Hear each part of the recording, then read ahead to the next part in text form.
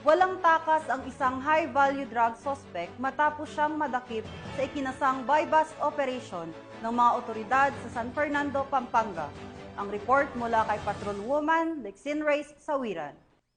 Ang isang high-value drug suspect sa matagumpay na buy-bust operation ng Special Drug Enforcement Unit ng San Fernando City Police Station sa Barangay Kalulot, City of San Fernando, Pampanga. Ang nasabing operasyon ay pinangunahan ni Police Lieutenant Colonel Aris Gonzales, hepe ng naturang istasyon, sa ilalim ng pamumuno ni Police Colonel Eugene M. Marcelo, Provincial Director ng Pampanga PPO. Kinilala ang suspect na si alias Shov, 23 anyos na lalaki, walang trabaho at residente ng New Barrio Kalulot bilang pangunahing target ng operasyon na isinagawa sa pakikipagtulungan ng Philippine Drug Enforcement Agency ng Regional Office 3. Nasamsam mula sa suspect ang tinatayang 60 gramo ng hinihinalang shabu na may halagang humigit kumulang 408,000 pesos batay sa standard drug price. Kasalukuyang nasa kustodi ng San Fernando City Police Station ang suspect at mga nakumpiskang ebidensya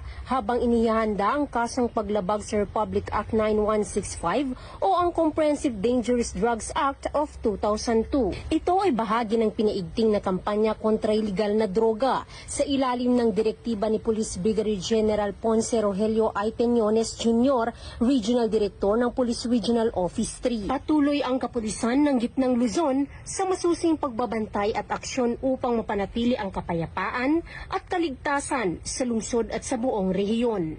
Mula dito sa Gitnang Luzon, ako ang inyong PNN correspondent, Patrolwoman Lexin Reyes A. Sawiran, alagad ng batas, tagataguyod ng Balitang Pulis.